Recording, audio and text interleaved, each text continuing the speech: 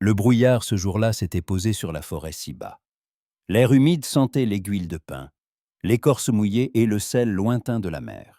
La forêt respirait lourdement, mais calmement, comme une énorme bête qui n'avait pas encore décidé si elle devait se réveiller ou non. Ragnhild marchait doucement, comme si elle ne foulait pas le mousse, mais glissait simplement de racine en racine. Dès l'enfance, elle savait où la terre était creuse, où elle cédait et où elle tenait ferme. Sa courte tunique chaude en laine rude collait à ses épaules. Ses cheveux tressés en une simple natte serrée par un lacet de cuir étaient un peu humides aux tempes, mais cela ne la dérangeait pas. Elle était habituée qu'à l'humidité, au vent, à cette réalité que les vêtements étaient rarement tout à fait secs quand on vivait près de la mer. Sur son épaule reposait une lance, légère pour elle, et trop lourde pour quiconque n'avait pas passé la moitié de sa vie en sa compagnie. La hampe était entourée au milieu d'une fine peau pour ne pas glisser, même dans une paume mouillée. Elle avait elle-même vérifié maintes fois la pointe du bout des doigts, avec précaution pour ne pas se couper, aiguisée comme un maudit au mauvais moment. Elle avait fait repérer la trace du renne du nord plus près du matin, quand le brouillard commençait tout juste à s'épaissir. Sur le sol mou se prolongeaient des empreintes nettes de sabots, fraîches, sans bords effrités. En un endroit, Ranil s'arrêta, s'accroupit, toucha la terre humide du bout des doigts. De minuscules gouttes d'eau brillaient sur la trace, comme des perles sur un habit de fête. Et la jeune femme comprit, le renne y était passé tout récemment. Quelque part non loin devait encore flotter la chaleur légère, à peine perceptible de son corps, que l'œil exercé adorait déceler. Ragnhild plissa légèrement les yeux, inspira par le nez, distinguant parmi les odeurs d'écorce humide et de mousse ancienne une faible senteur de poil animal. Dans sa poitrine montait par vagues légères l'excitation. Le renne signifiait viande, peau, tendon pour les cordes d'arc, bois pour les manches de couteau. Devant elle, après une petite clairière, pendaient bas les branches d'un sapin, et l'air semblait un peu plus sombre. Ragnhild s'arrêta, écouta. La forêt se taisait, même les oiseaux s'étaient tus. Et là, au bord même de la clairière, dans un buisson de givrier, quelque chose bougea. Les branches s'écartèrent, légèrement. Une silhouette ondula, et en cet instant fugace, tout l'instinct accumulé depuis l'enfance s'éveilla en elle. À l'intérieur ne flasha qu'une seule pensée brève. Maintenant, la lance jaillit de son épaule, fendit l'air, obéissant à cette main qui l'avait lancée des centaines de fois sur des cibles de paille, sur des carcasses tendues, sur des ennemis imaginaires. Le mouvement fut rapide et précis, comme un souffle qu'on oublie. La pointe trancha l'air humide, fila entre les branches et atteignit le point visé. La forêt frappa les oreilles de son silence suivant. Puis, le silence fut brisé par un cri, rauque, humain, chargé de cette douleur qu'un animal ne profère pas. Ragnhild se figea. Tout en elle s'effondra, comme si le sol avait soudain disparu sous ses pieds. Dans sa poitrine monta une vague froide, unique, c'est fini. Elle se précipita en avant, sans sentir le mousse mouillé clapoter sous ses pieds. Les branches fouettèrent dans ses joues, un arôme âcre de genévrier lui sauta au visage. Le buisson s'ouvrit, et la jeune femme vit celui qu'elle ne s'attendait jamais à voir, là où aurait dû se tenir la proie. Adossé à demi au tronc du sapin, à demi soutenu par le sol, se trouvait un homme. Il s'était apparemment accroupi pour se reposer, s'abriter du vent. Il avait trouvé cet endroit bas où on le voyait à peine de loin. C'est là que la lance avait frappé.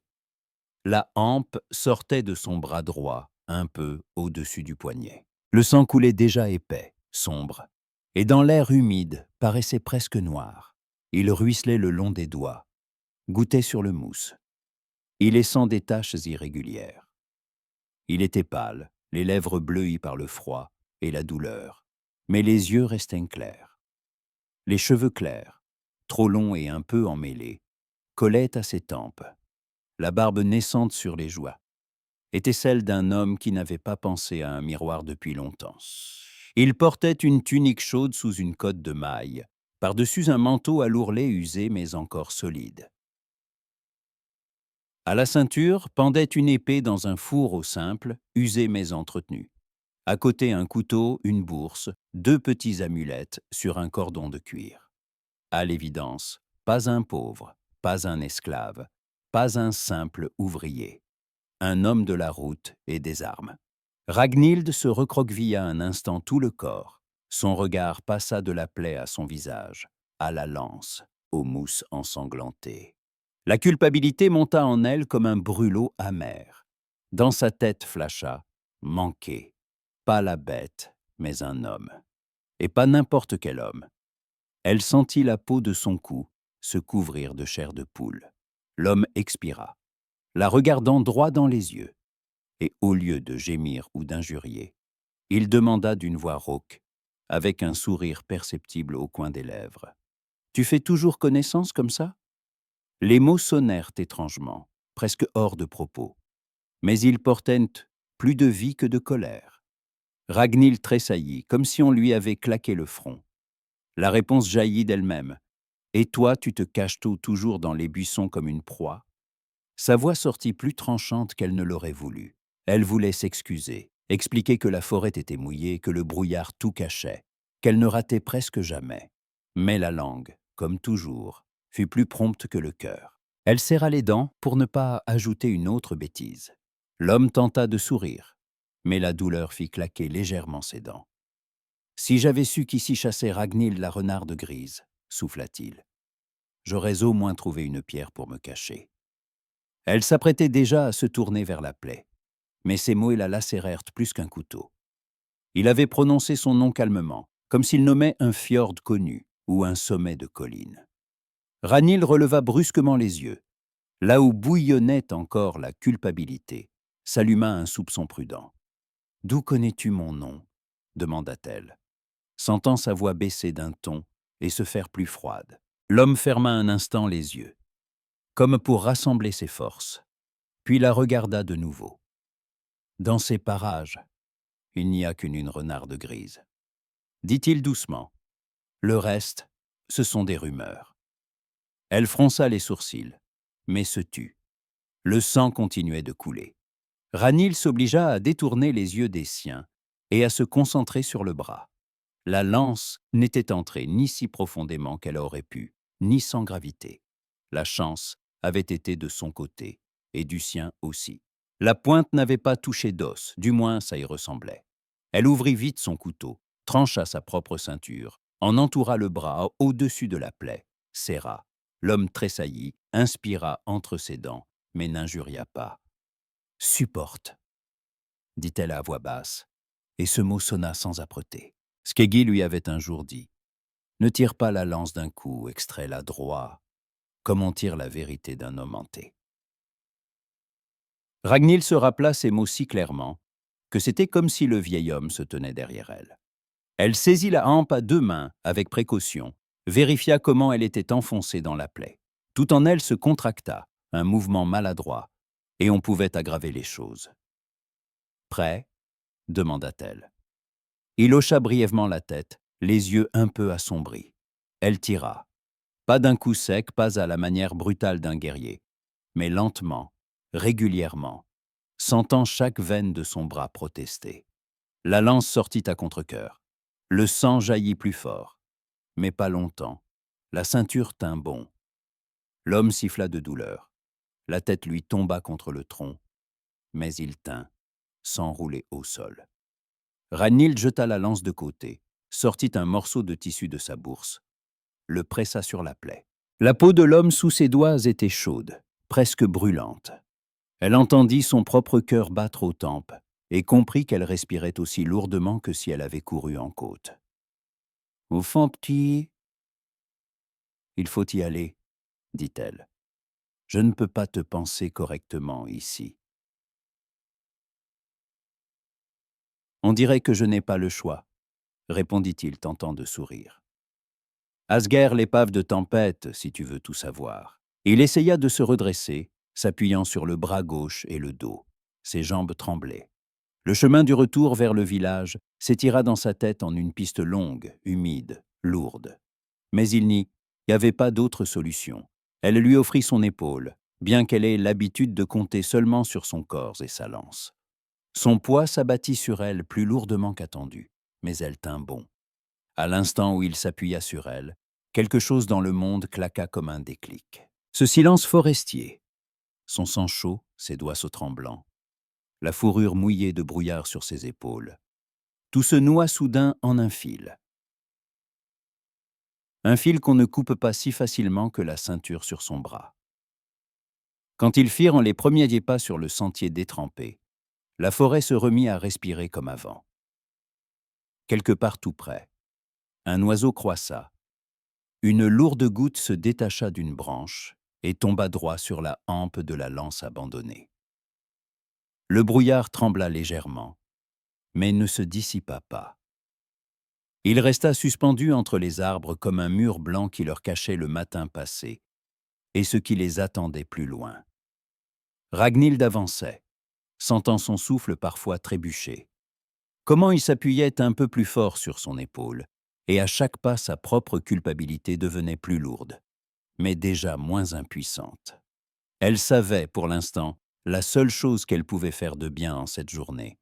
C'était ramener cet étranger têtu chez elle vivant. Pour une raison ou une autre, la pensée du renne, à cause duquel tout avait commencé, lui parut soudain insignifiante en comparaison.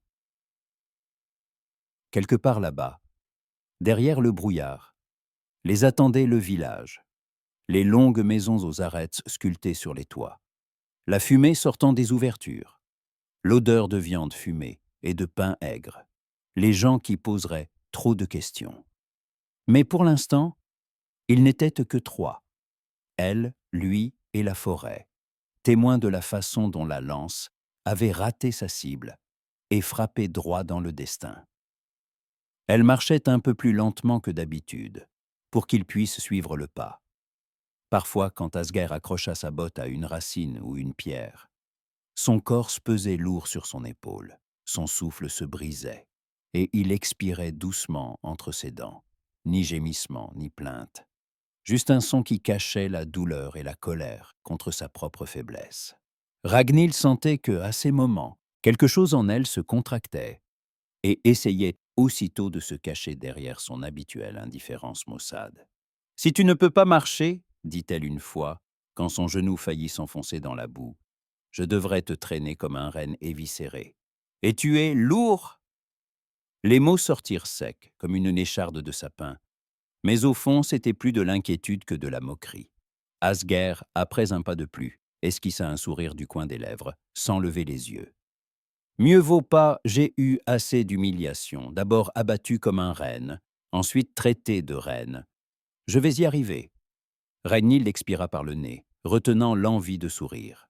L'humour sec comme elle le découvrait était le meilleur moyen de les garder tous deux, loin des pensées superflues. Un oiseau glissa entre les arbres, noir comme un morceau de nuit dans la forêt diurne. Quelque part près, l'eau clapota, un animal, ou simplement une branche tombée. Ragnhild balaya l'espace devant d'un regard habitué, écoutant comment la forêt se comportait. Mais la forêt semblait revenue à sa respiration normale. Le danger qu'elle pouvait cacher était maintenant sous sa main, pas devant. Cela la rassurait d'une manière étrange. Asger, l'épave de tempête, prononça-t-elle après un court silence, comme si elle goûtait son nom. Un surnom étrange. Une épave de tempête arrive rarement jusqu'au rivage, et parfois, elle ne doit pas y arriver. Répondit-il, tournant le regard de la piste vers le brouillard. Les épaves servent à ce que d'autres s'en sauvent, et elles-mêmes se brisent sur les rochers. Dans sa voix résonna moins une plainte qu'une constatation de quelque chose de vécu, et Ragnhild le perçut.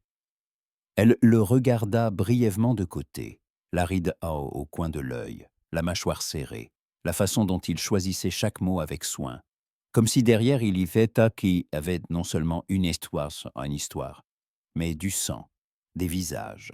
Mais elle ne demanda rien. Trop tôt. Quelque chose claqua en elle. Un homme, avec un tel surnom, ne pouvait pas être un simple souffle de vent vide. À travers le brouillard, commencèrent à émerger les contours des premières maisons. Elles se tenaient comme des bêtes longues et silencieuses, serrées épaule contre épaule.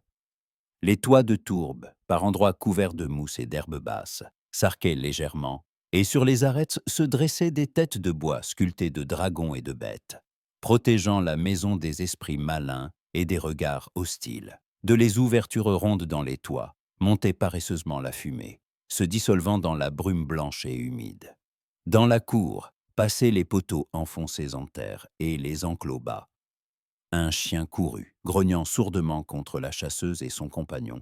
Mais sentant le sang, il se tut et ne fit que remuer la queue avec méfiance. Près d'un des hangars, un gamin s'activait à trier des bûches. Voyant Ragnhild, il se redressa, les yeux brillants. « La renarde grise est revenue !» cria-t-il. « Et avec une proie !» Ragnhild ralentit le pas, serra légèrement les dents. Le mot « proie » la piqua désagréablement. Asger l'entendit aussi, même le coin de sa bouche tressaillit. La voix du gamin était encore fine, aiguë, comme celle de ceux qui rêvent de devenir guerriers, mais portent pour l'instant le sceau et le bois.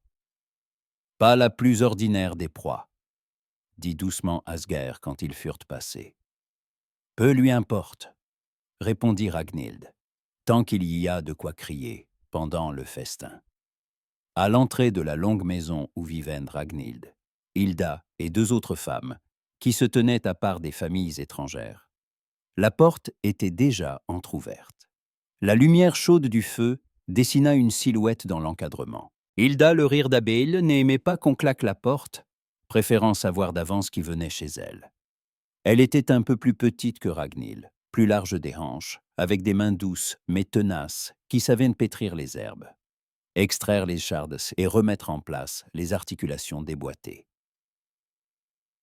Ses cheveux étaient tressés en deux nattes ramassées sur la nuque, et autour du cou pendaient des pendentifs faits main d'os poli, de petits cailloux lisses et de minuscules anneaux de fer. Voyant que Ragnhild amenait un homme ensanglanté sous le bras, Hilda ne cria pas et n'agita pas les mains. Ses yeux se plissèrent simplement, comme chez celle qui essaie très vite de composer en tête tous les morceaux d'un puzzle. « Qui t'a traîné cette fois, renarde ?» demanda-t-elle d'un ton égal, s'écartant pour les laisser entrer. « Impossible de le manger, » répondit brièvement Ragnhild. Il résisterait. À l'intérieur de la longue maison, il faisait chaud et semi-obscur. La lumière du foyer, allumée droit au milieu, tremblait sur les murs où pendaient entre des bottes d'herbe séchées, de vieux boucliers, deux lances sans pointe utilisées pour l'entraînement. Sur les longues banquettes recouvertes de peau, on pouvait s'asseoir et dormir. Dans un coin trônait une table basse chargée de vaisselle d'argile, contenant des décoctions et des onguents préparés. L'odeur de fumée se mêlait ici à celle du poisson séché, du cumin, de l'armoise et d'une dizaine d'autres herbes que Hilda connaissait par leur nom et leurs vertus. Ragnhild amena Asger à la banquette la plus proche de la lumière. Lui assit avec précaution. La ceinture sur son bras avait déjà noirci. Le tissu pressé sur la plaie était gorgé de sang. Hilda ne posa pas de questions superflues. Elle l'examina vite, plissant les yeux. « Guerrier, » murmura-t-elle. « Il peut se tenir, mais son bras n'est pas son ami pour l'instant. Ragnhild de l'eau chaude et du linge propre. » Ragnhild bougea avant même d'avoir entendu son nom jusqu'au bout. Le corps savait où se trouvait de la marmite d'eau chaude, où étaient rangés les tissus propres. Au fil des années passées auprès de Hilda, elle avait appris que dans ces affaires, il ne fallait pas faire de bruit, mais penser plus vite que les mains. Asger, lui, restait immobile, les yeux balayant rapidement la pièce. Il nota le long foyer, la faible fumée, les herbes sur les poutres, l'échelle vers l'ouverture dans le toit. Par où s'évacue la fumée et où parfois les étoiles jettent un œil. Il vit dans l'ombre contre le mur un vieux bouclier, fendu avec un dessin de vague, à peine discernable. Tout cela ensemble parlait d'une maison de gens libres, qui n'ont pas l'or du jarle, mais leur travail, leur ordre et leur place dans ce monde rude. « Tu as la maison d'une guérisseuse, » remarqua-t-il, « ou d'une sorcière. » J'ai qu'est la maison de celle qui sait quoi faire avec ton bras, répondit Hilda sans lever les yeux sur lui. Et les sorcières vivent là où les hommes ont peur de leur reflet. Elle trancha délicatement avec un couteau le tissu que Ragnhild avait pressé, et le souleva. La plaie s'ouvrit, mais il y avait moins de sang. Hilda hocha la tête pour elle-même, la ceinture posée à temps, la lance extraite droit. Elle lança à Ragnhild un regard rapide, un peu approbateur, qui réchauffa légèrement sa poitrine. « D'abord on lave, dit doucement Hilda. Ensuite on voit si rien d'inutile n'a quoi été touché. » Asger ne fit qu'un bref signe de tête. Quand l'eau chaude toucha sa peau, il serra les dents et détourna le regard, comme s'il craignait que ses yeux ne trahissent la douleur.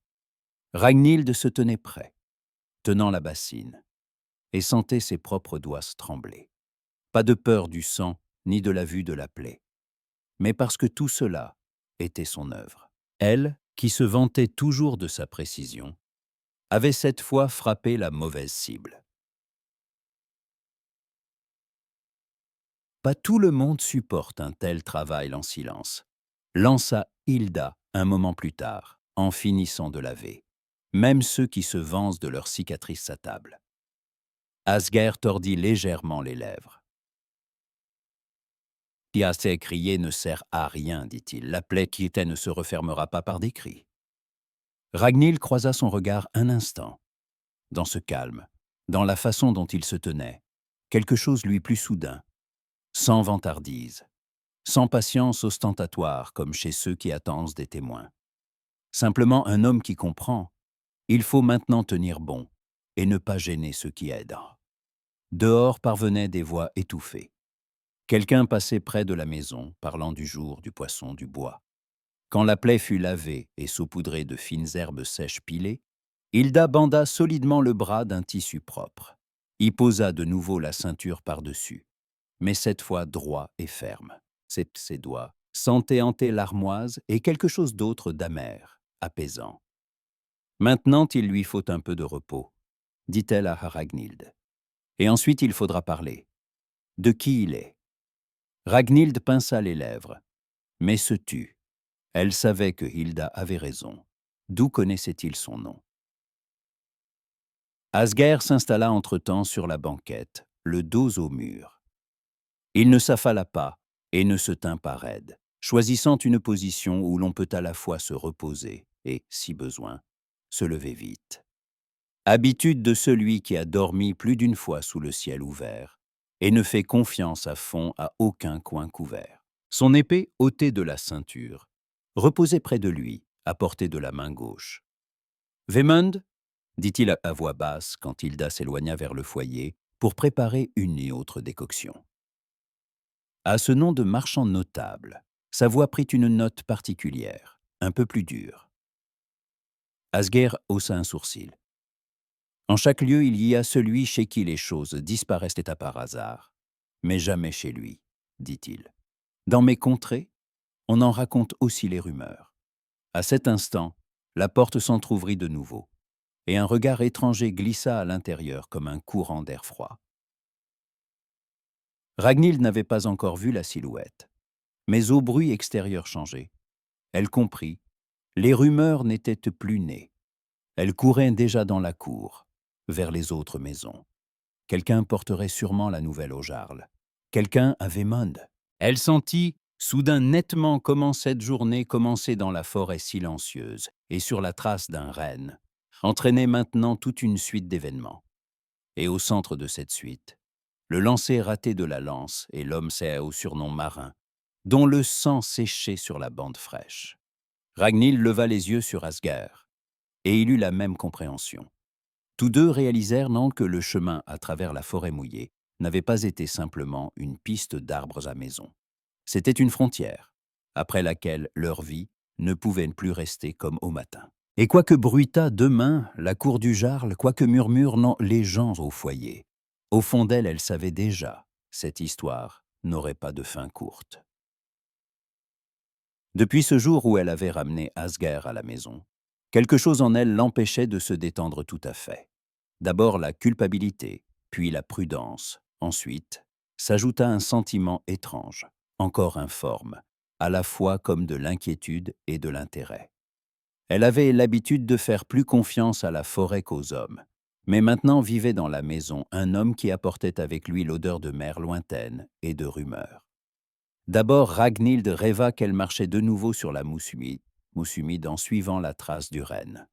Brouillard, silence, craquement familier de branches. Elle tourne la tête et voit ni la bête, ni Asger, mais la silhouette noire d'un drakkar qui surgit soudain entre les troncs, comme un monstre coincé dans la forêt. Elle tressaillit, ouvrit les yeux, et comprit tout de suite que ce n'était pas seulement la vision qui l'avait réveillée.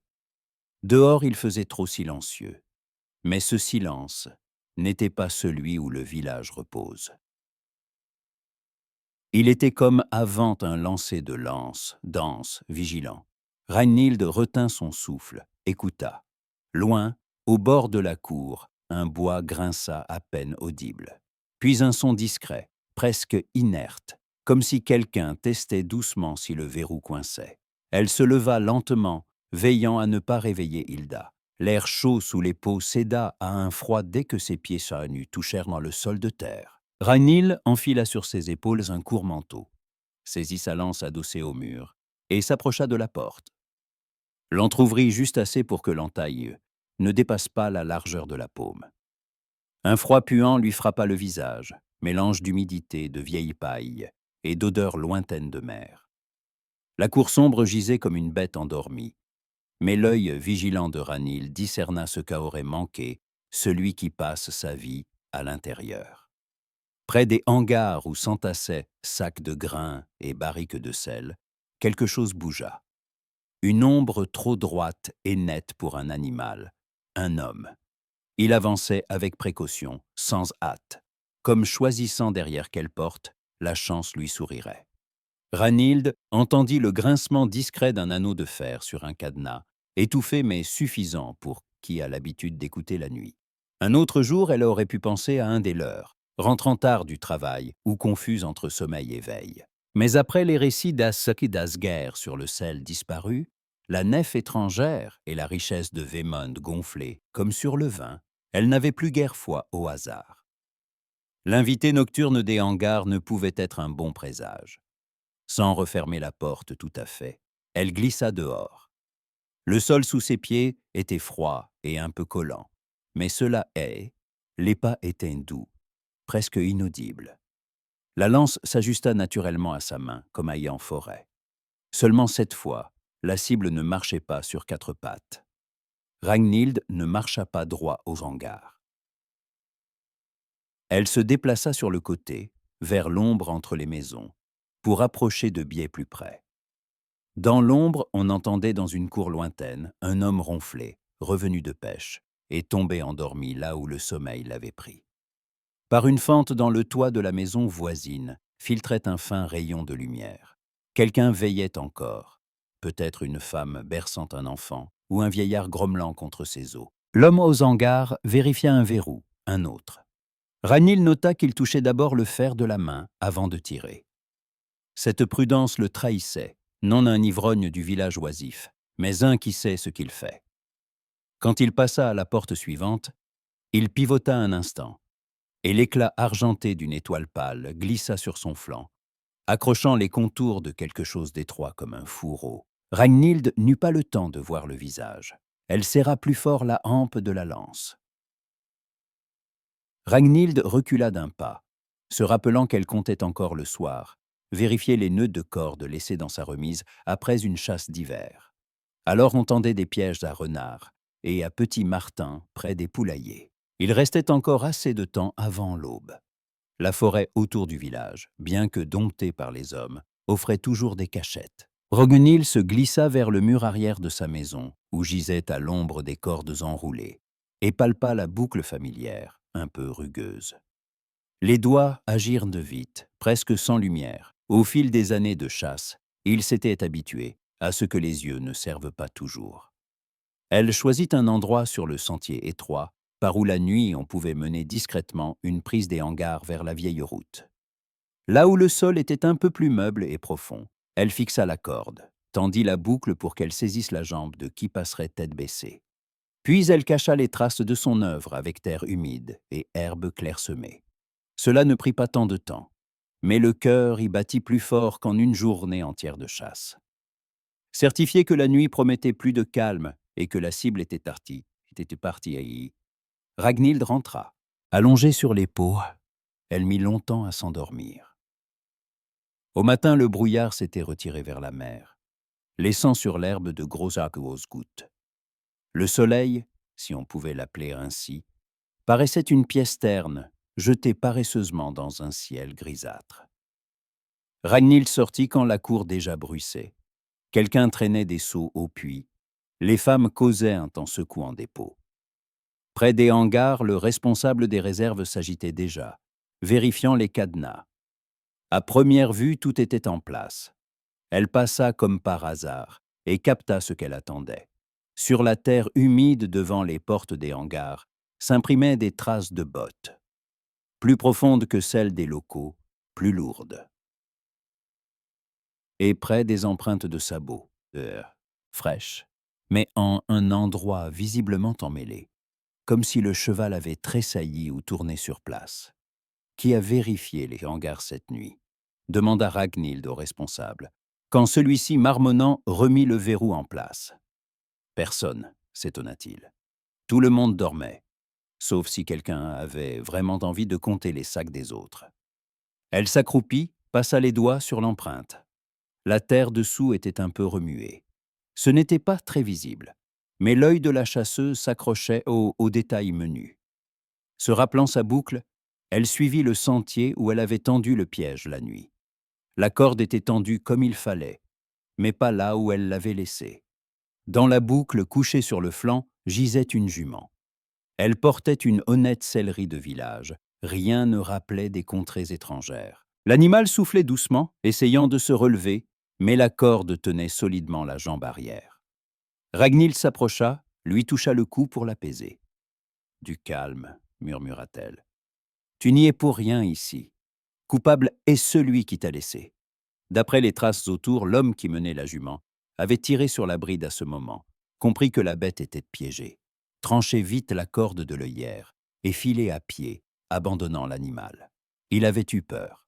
Les traces de pas continuaient plus loin, vers l'endroit où, entre les arbres, on apercevait la remise de Vemond et ses entrepôts à part.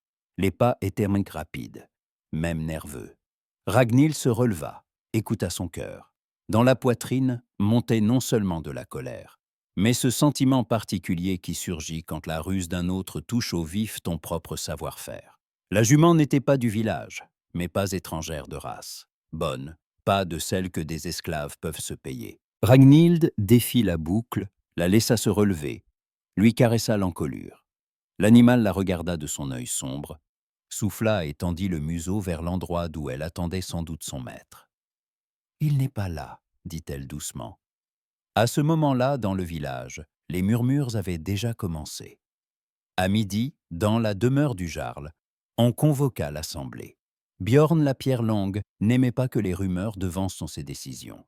Sa longue maison se dressait un peu plus haut que les autres, comme un navire sur terre, prêt à toute heure à gagner l'eau. À l'entrée, des poteaux sculptés soutenaient le toit, ornés d'images de serpents et de loups entrelacés. À l'intérieur, c'était plus spacieux que dans les autres maisons. Sur les murs pendaient entre des boucliers de raids lointains, des épées et des lances luisaient, et plus bas des cornes à boire gravées de motifs. Le grand foyer au milieu éclairait les visages des hommes libres rassemblés pour le Thing. Ragnhild y entra ni la première ni la dernière.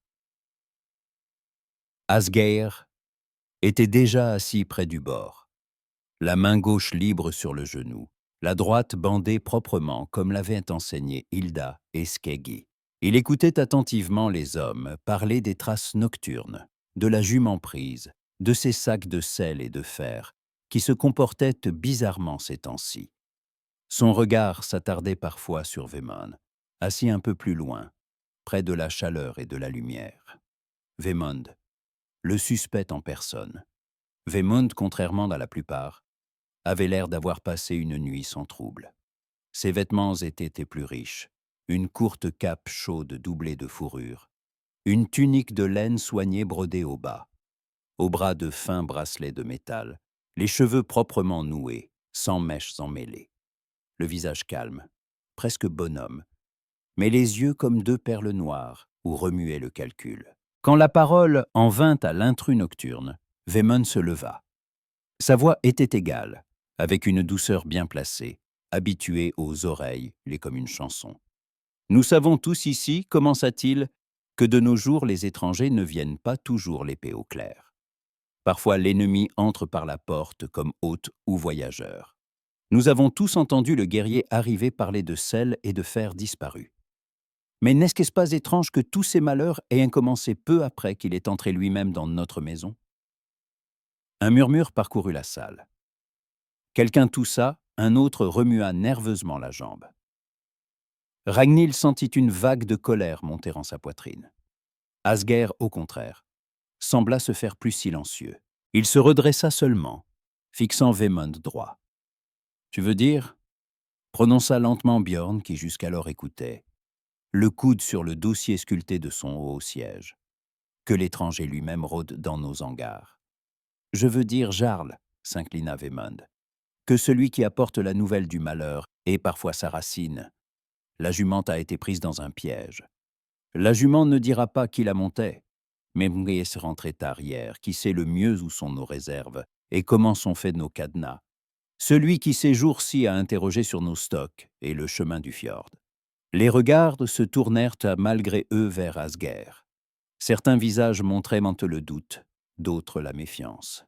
Les gens n'aimaient pas qu'on leur rappelle qu'ils avaient eux-mêmes accueilli sous leur toit celui qui peut-être amenait le malheur.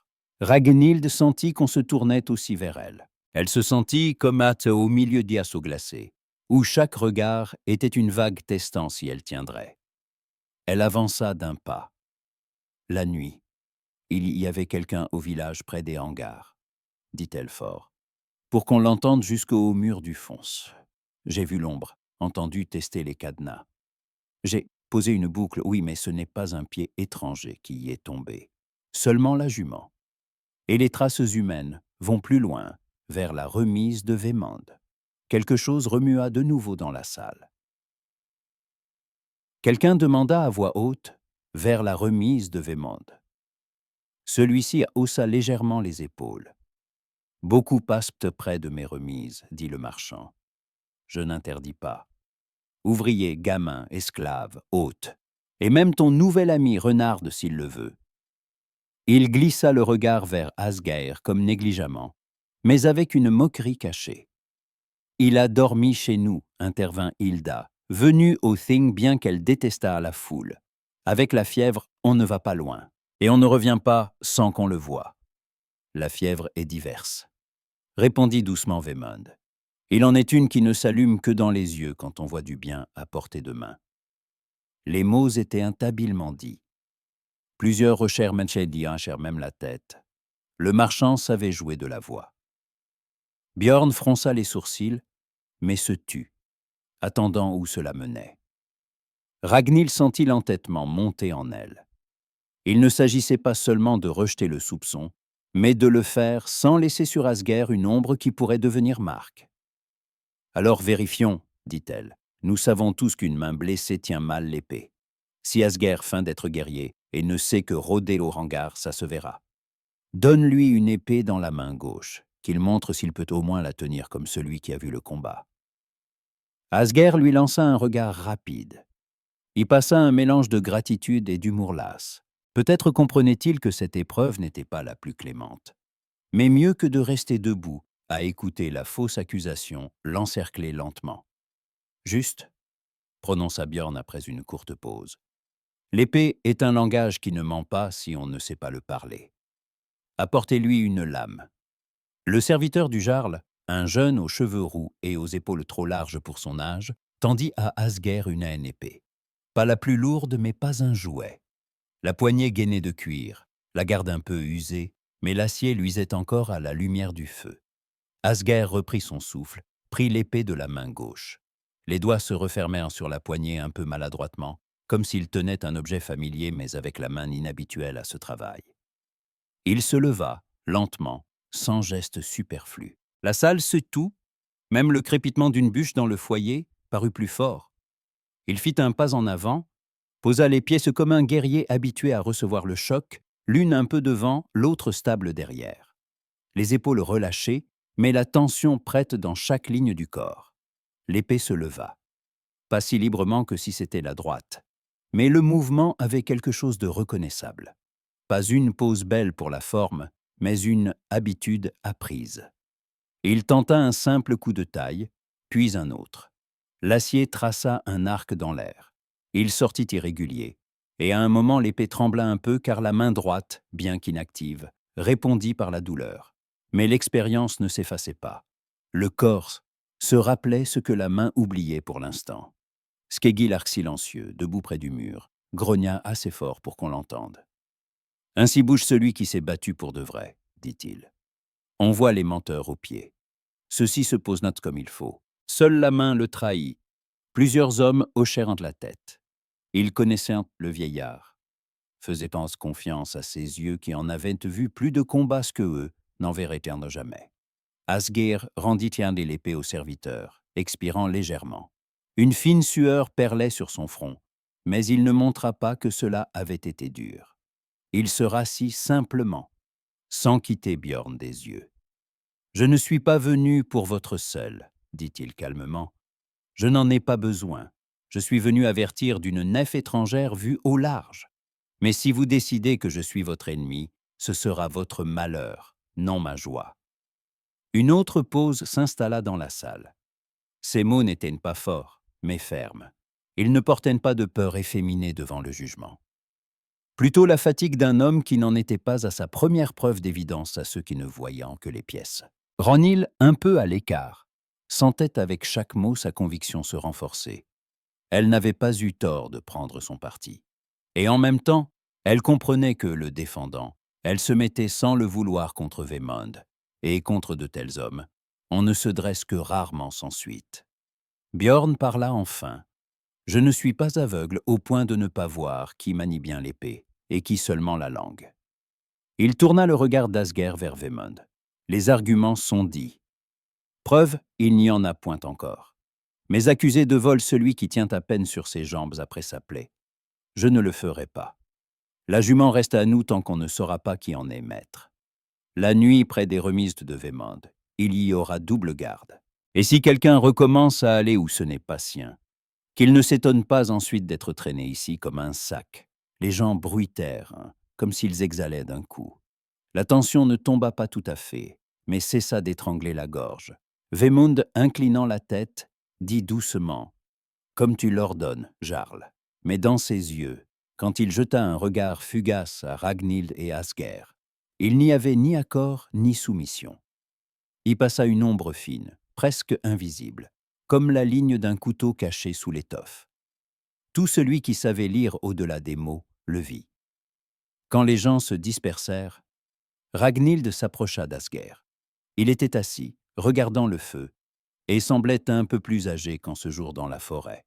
Peut-être parce que sur ses épaules pesait maintenant non seulement sa lance hasardeuse, mais le poids des soupçons du village. « Sebfi, ça fait très mal », demanda-t-elle, hochant la tête vers le bras droit. « J'y survivrai, » répondit-il. « Pire quand ce n'est pas le bras qui fait mal, mais ce que les gens voient en toi et que tu n'es pas. » Ragnhild s'assit près de lui, appuyant sa lance au sol. « Aujourd'hui, tu leur as montré qui tu es, » dit-elle. « Un vrai guerrier sait se tenir, même l'épée dans la mauvaise main. » Il la regarda et dans ses yeux, pour la première fois, il n'y avait ni moquerie, ni distance prudente. Seulement du respect et quelque chose d'autre, encore sans nom. « Et toi, aujourd'hui, tu as montré, dit-il doucement, qu'un seul mot pèse parfois plus qu'un sac de fer. Merci, Renarde. » Elle haussa les épaules, comme pour chasser la chaleur inattendue qui montait à sa gorge. « N'y prends pas goût, dit Ragnhild. Je défendais pas toi, mais ma réputation. Si tu voles du sel quand même, c'est moi qui te courais après. » Il sourit, mais comprit que derrière la plaisanterie, il y avait du vrai. Tandis que les autres sortaient dans la cour en discutant de ce qu'ils avaient entendu, Vemund s'attarda un instant à la porte. Il lança par-dessus l'épaule un regard rapide à Ragnhild et Asgeir, glissant comme une pierre mouillée au bord de l'eau. Et à cet instant, Ragnhild sentit l'air de la longue maison s'alourdir. Elle comprit nettement, le Thing d'aujourd'hui n'avait rien clos. Il n'avait fait que placer les pièces sur l'échiquier, où elle devrait se tenir non seulement avec la lance, mais avec ce qui déjà commençait à remuer doucement dans son cœur. Le jour après, le Thing fut nuageux et poisseux, comme si l'air lui-même refusait de bouger. Le ciel bas, une peau grise et épaisse couvrait le fjord, et la mer en bas répondait de la même couleur, mais plus lourde, plus profonde. Les vagues se brisaient paresseusement sur les pierres, et leur sourd grondement parvenait au village comme le grognement lointain d'un vieux dieu veillant à qui croit qui et qui trompe qui. Dans la longue maison de Ragnhild et Hilda, il faisait chaud. Au foyer, les bûches craquaient doucement. Sur la perche au-dessus du feu, pendait une marmite de décoction sentant le miel, les aiguillés de pain et quelque chose d'amer que Hilda n'aimait pas nommer, à voix haute de peur, d'effrayer la force des herbes.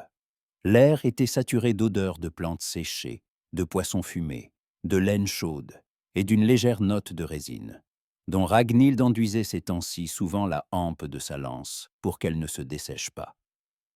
Asger était assis sur la banquette contre le mur, où il faisait un peu plus clair.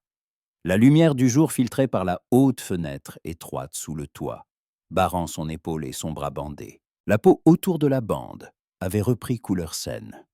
Mais parfois, quand il bougeait maladroitement, une ombre de douleur passait dans ses yeux.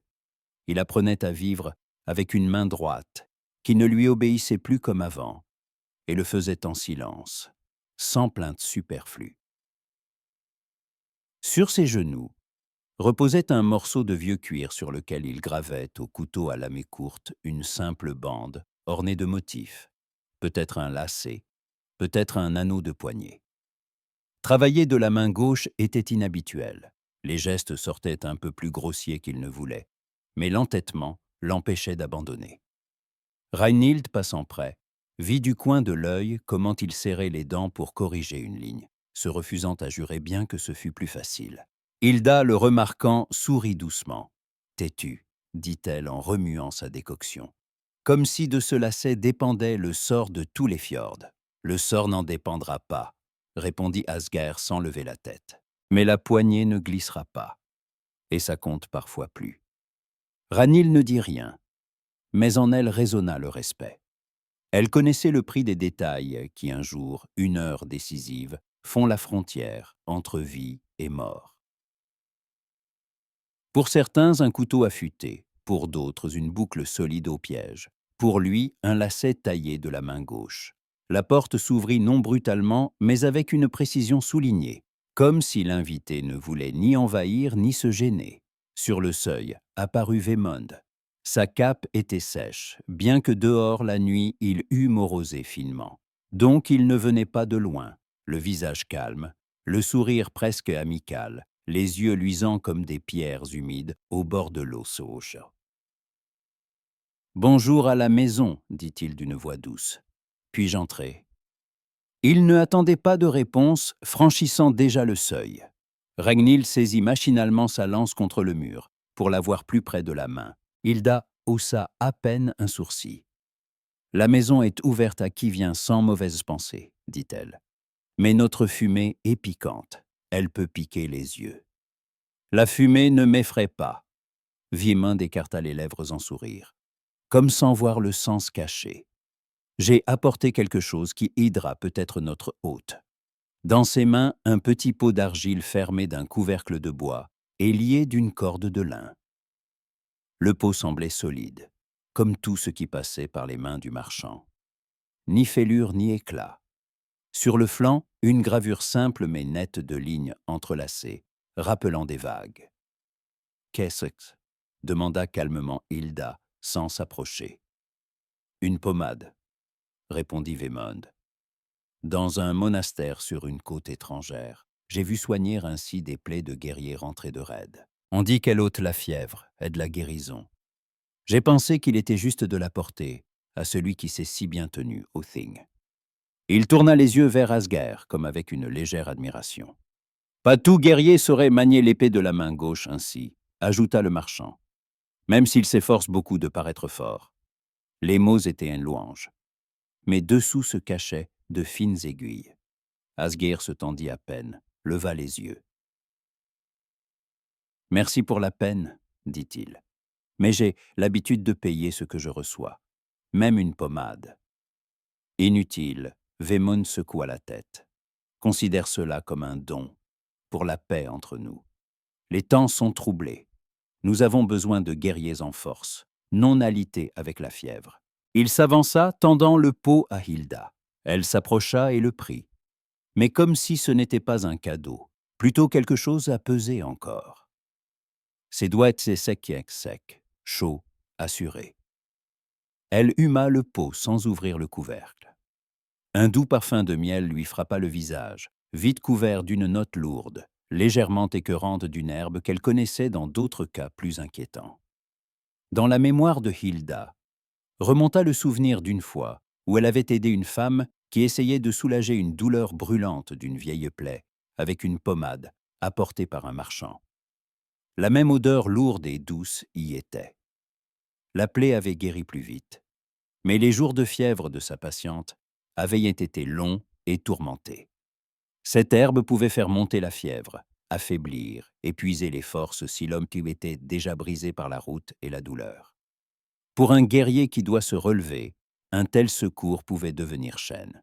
Hilda ferma un instant les yeux, puis les rouvrit et dit calmement, presque paresseusement, « Ça sent curieux. Trop sucré pour une simple pommade de soin. »« C'est le miel, sourit Vémone. Dans les monastères, on aime le miel. Leur dieu, dit-on, n'est pas contre le sucré non plus. » Ranilde, un peu en retrait, sentit monter en elle une tension prudente. Les mots de Vémin coulaient comme du vin léger au festin, agréable, fluide. Mais après quelques cornes, beaucoup avaient mal à la tête. Elle regarda Hilda. Celle-ci croisa son regard.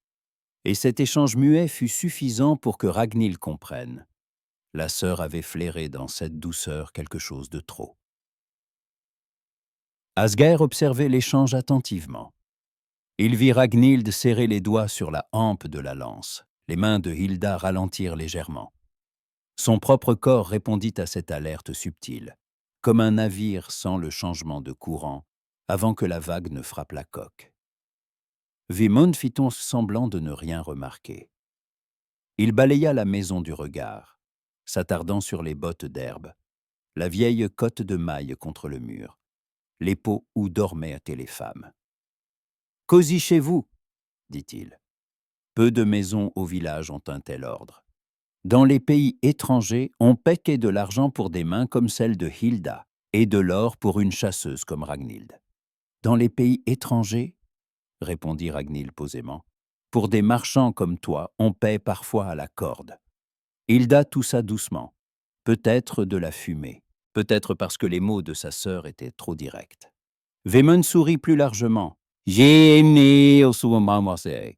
C'est pour cette langue qu'on t'appelle la renarde grise, dit-il. Prends quand même la pommade, pas pour toi, au moins pour lui. Les guerriers sont rares en nos contrées, pas la peine de les disperser par les fjords. Il hocha la tête vers Asgeir. Celui-ci ne baissa pas les yeux, mais ne tendit pas la main vers le pot. Entre eux se tendit un fil fin, non de confiance, mais de compréhension que chacun jouait sa partie. Hilda avança d'un pas, se plaçant entre les deux hommes. « Nous te remercierons, » dit-elle, « et nous verrons ce qu'on fait de ta pommade.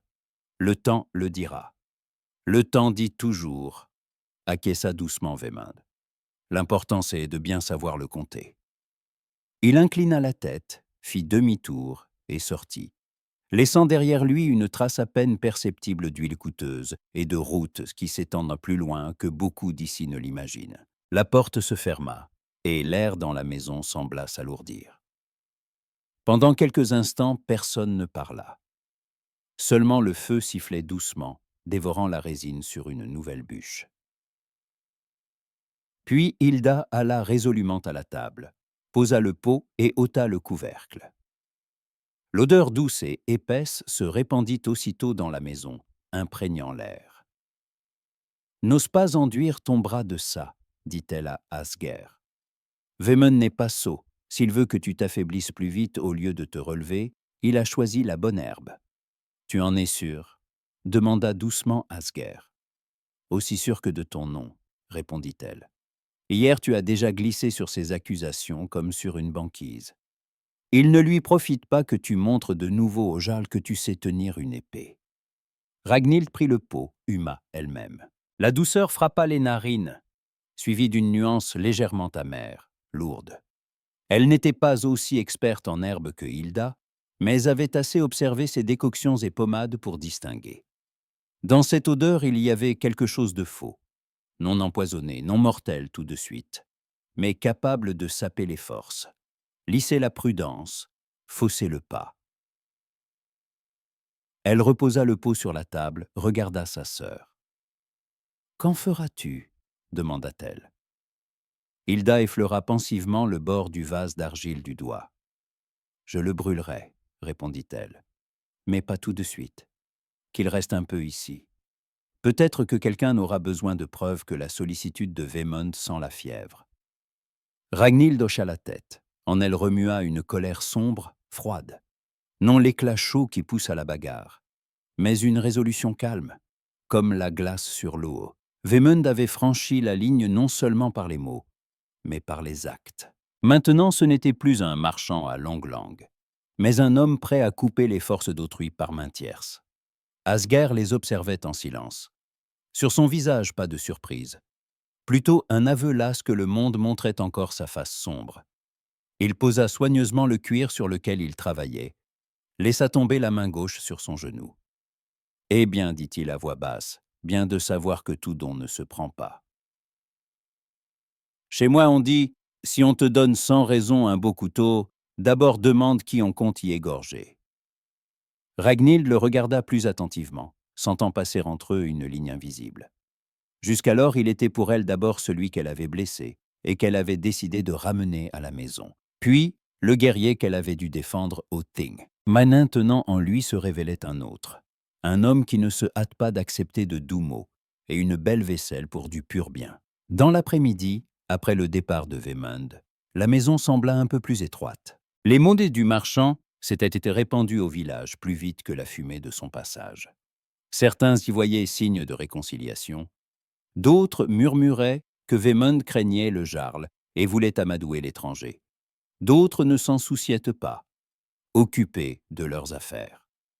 Mais pour ces trois-là près du foyer, le pot de pommade était devenu petite mais importante pierre dans le mur de défiance. Vers le soir, la fièvre monta chez Asger. Non de la pommade, celle-là n'était plus parmi les choses vivantes de la maison. Hilda l'avait versée avec soin dans le feu, et la flamme avait un instant jailli plus haut comme outrée, puis s'était tue d'un coup. La fièvre vint comme réponse du corps au jour de route, au sang, à la tension nerveuse qu'il avait suivie depuis qu'il avait posé le pied sur la rive.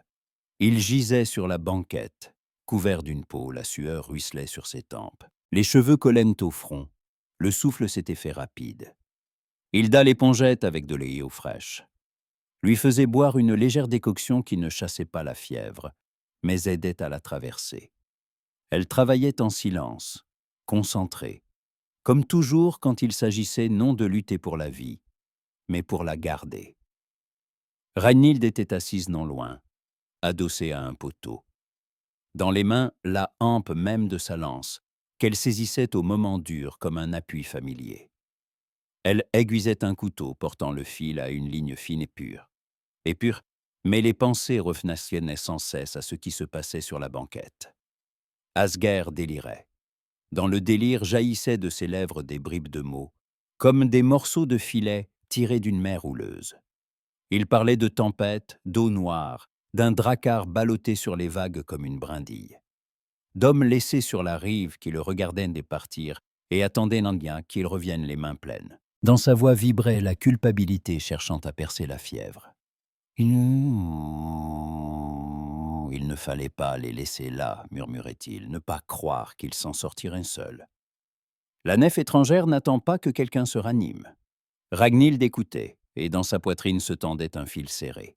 Ces mots n'étaient ni récit ni appel à la pitié. C'était un morceau brut, non préparé de vérité, qui ne jaillit que quand l'homme est trop là pour la retenir. Elle se représenta malgré elle cette tempête, le drakkar sur la crête de la vague, les silhouettes trempées des hommes agrippés au bordage.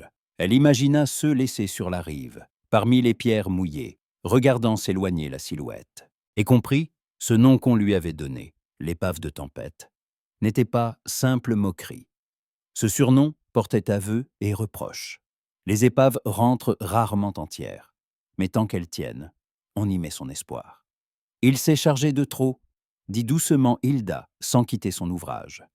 De tels hommes, ni la mer ni les gens ne les épargnent souvent. De tels hommes, ce ne sont pas les vagues qui les achèvent le plus, mais ceux qui marchent sur la terre ferme, répondit Ragnhild, fixant le miroitement des braises. Au bout d'un moment, la fièvre commença à refluer. Asgeir cessa de murmurer. Le souffle se fit plus profond, plus régulier.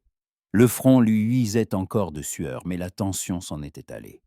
Hilda se pencha, écouta son pouls, puis recula avec un grognement satisfait. « Il s'en tirera, dit-elle. Ce n'est pas la première fois qu'il tient sur une Éo qui veut l'emporter. » Quand la nuit tomba tout à fait sur le village, la maison devint particulièrement silencieuse.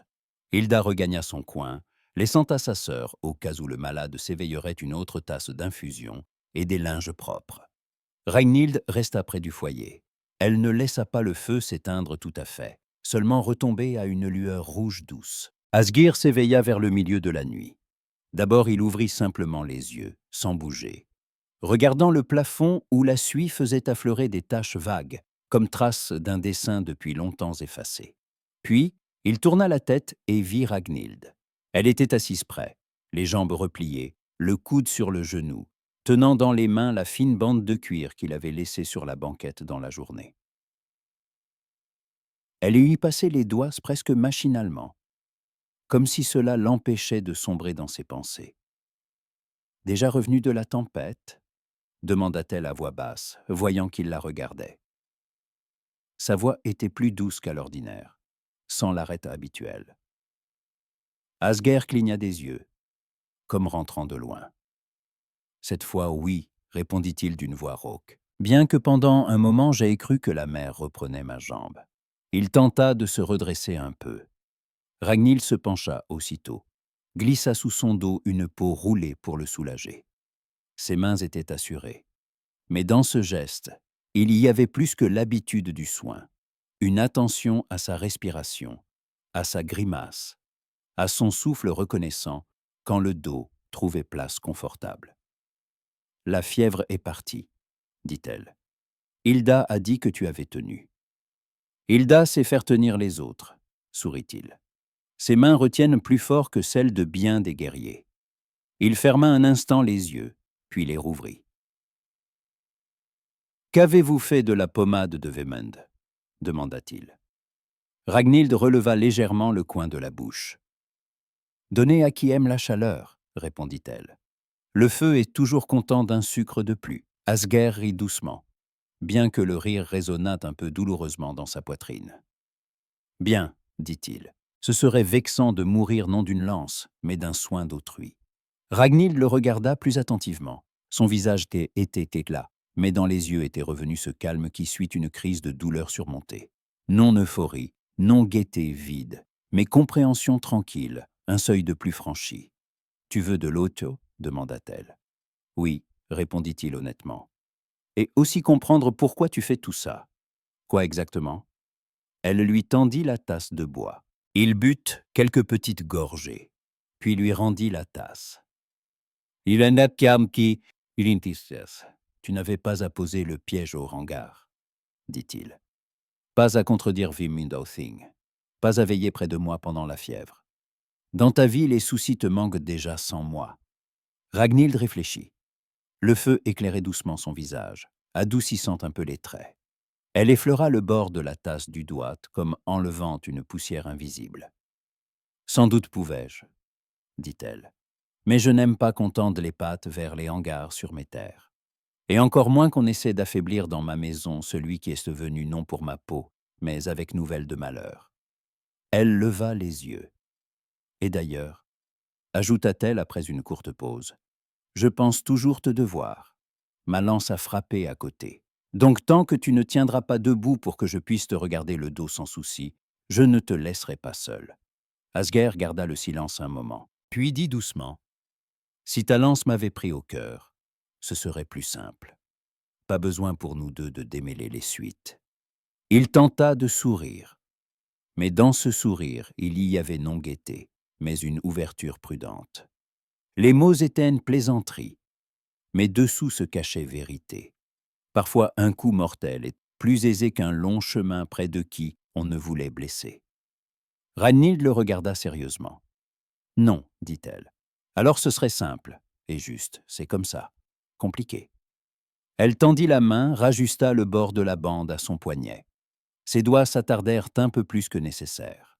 La peau dessous était chaude, mais déjà non brûlante. Asger sentit ce contact comme il sentirait le moindre changement de vent en mer ouverte. Entre eux s'installa un silence bref, non gênant, mais plein de ce qui n'est pas dit mais déjà sensible. Le feu craquait doucement. Dehors, le vent mouillé bruissait. Au loin, un oiseau de nuit cria. Le monde hors des murs vivait sa vie. Mais dans cet espace étroit, il n'y y avait que deux. La chasseuse qui avait raté sa lance, et le guerrier qui n'était pas devenu son ennemi. Cette nuit-là, entre eux, se fit le premier vrai pas l'un vers l'autre, non par contrainte des choses, mais par choix intérieur discret. Ils ne savaient pas encore où mènerait ce nouveau sentier, mais chacun avait fait un mouvement dont il est dur de reculer sans se trahir soi-même. Le vent assaillait le village comme un chien méchant, longtemps tenu en laisse. Dès le soir, il ne faisait que déchirer la fumée des ouvertures de toits, secouer les herbes sur les toits mouillés des longues maisons. Mais la nuit, il devint plus rude, plus lourd. Par les fentes des murs s'insinuait un froid humide, et la mer en bas, sous les falaises du fjord, répondait à ce vent par un grondement bas, pesant. Les vagues battaient à la pierre comme voulant se frayer chemin vers le haut, jusqu'aux maisons. Dans la longue maison où couchaient Ragnhild et Asgeir, le feu était déjà étouffé. Hilda, marmonnant que les dieux n'aiment pas qu'on les dérange de lumière superflue la nuit, était allée se coucher, laissant au foyer 2 braises rouges. Ragnhild était assise près, jambes repliées, triant sur les genoux des lacets, vérifiant s'ils ne s'étaient pas relâchés ou usés. La lance était contre le mur. Son ombre s'allongeait sur le sol, fine comme un second manche. Asger arpentait la maison par course en tronçon, de mur à mur, comme un homme que ses pensées ne laissent pas en repos. Le bras droit, bandé, était pressé contre la poitrine, mais il ne le tenait plus si prudemment qu'au premier jour de la plaie. Il y avait en lui une lourdeur habituelle à la douleur qui guérit. La main gauche, libre, se serrait parfois en poing, comme testant sa force. « Tu me fais perdre le compte », dit Ragnhild sans lever les yeux. « J'ai déjà recompté les lacets 3 fois. Et moi, je ne sais plus combien de fois j'ai recompté mes erreurs, » répondit-il doucement. Aucun dieu n'écoute si longtemps la même prière. Ragnhild leva les yeux. Sur son visage se reflétait cette même tension inquiète qu'elle avait déjà vue quand il parlait de la nef étrangère et des réserves disparues. Ce n'était pas souci pour son honneur ou les maux d'autrui. C'était plus profond, peur que le malheur dont il avertissait avance avant qu'on puisse le saisir. « Tu penses qu'il ne faut plus attendre », dit Ragnhild sans même poser de questions. Asger s'arrêta, se tourna vers elle.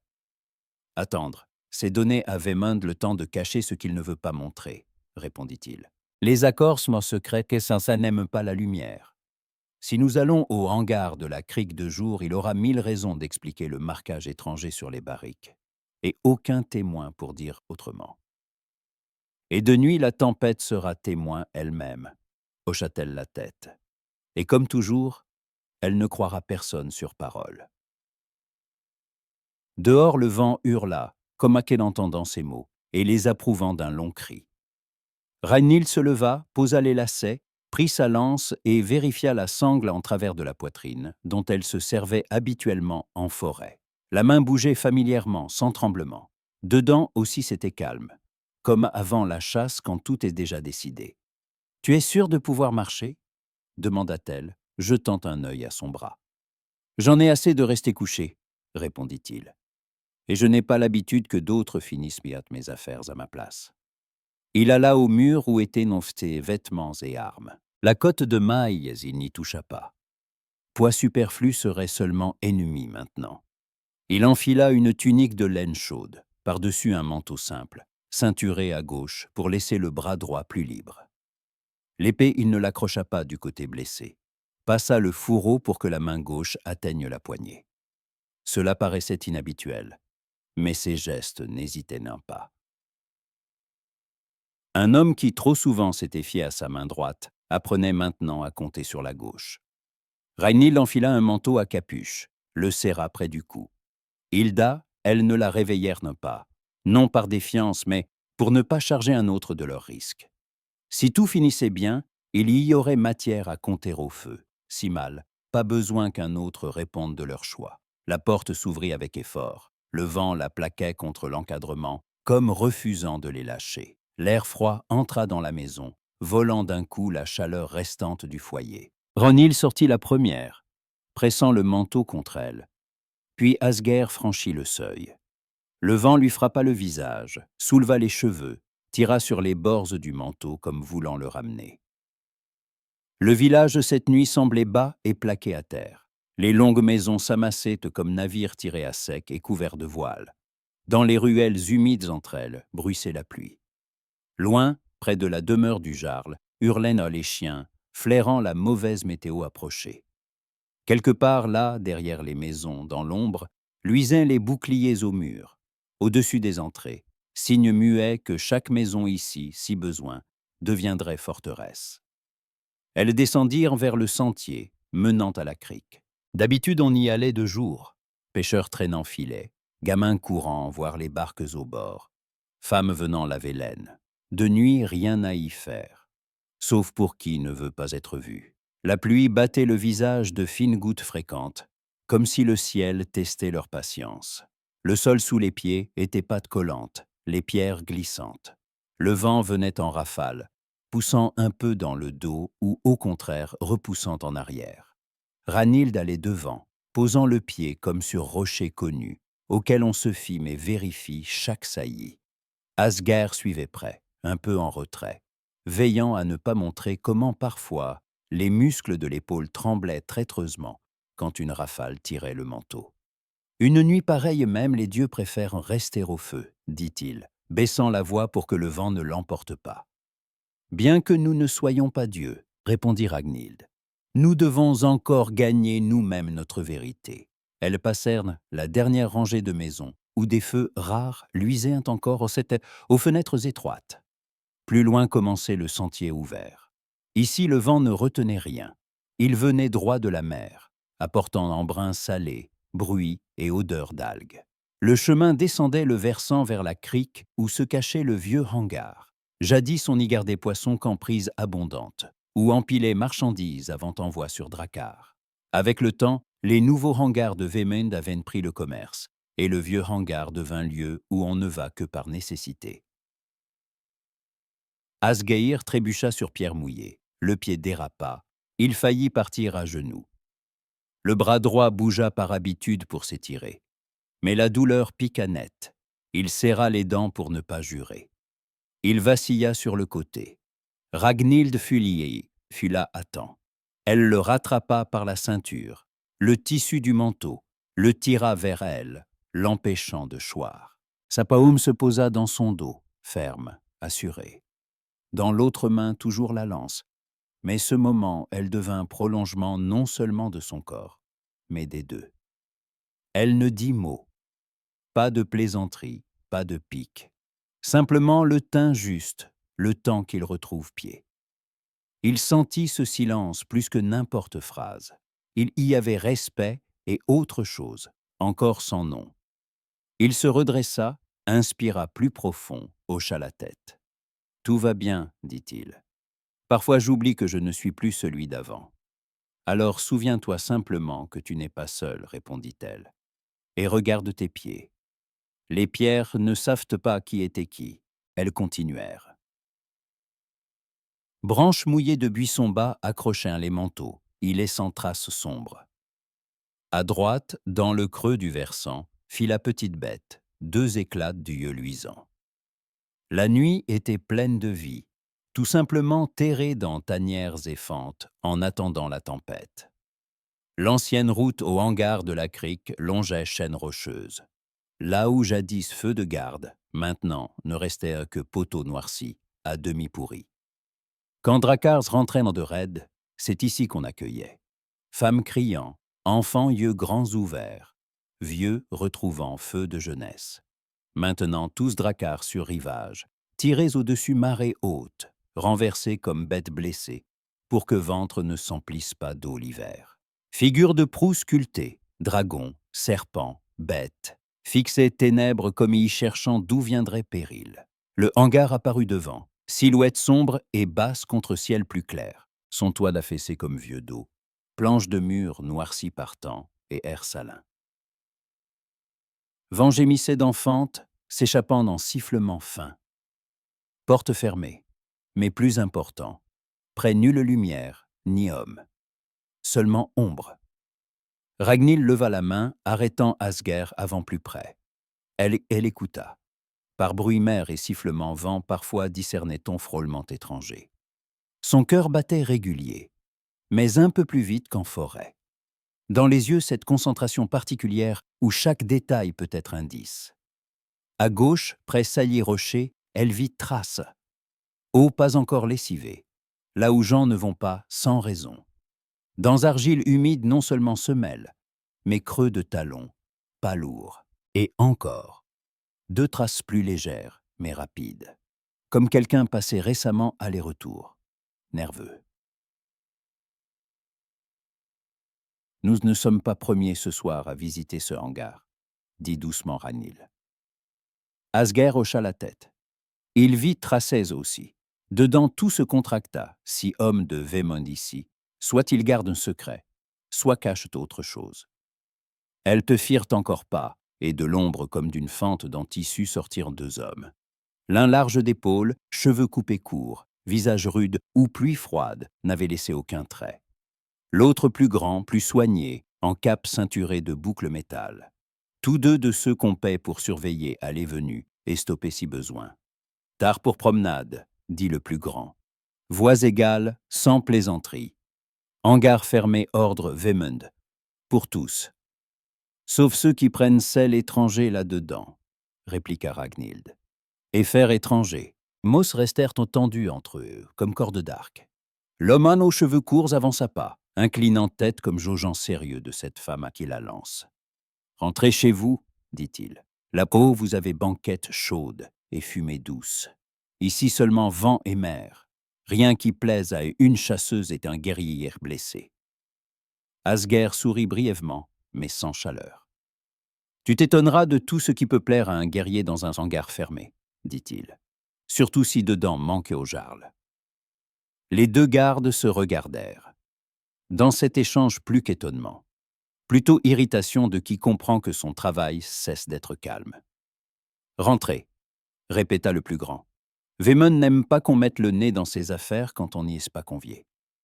Et moi je n'aime pas, répondit Ragnhild, qu'on fasse des affaires sur les terres du Jarl sans qu'il le sache. Alors convenons, vous dégagez la voie, nous entrons. Et chacun répondra après de ce qu'il aura vu.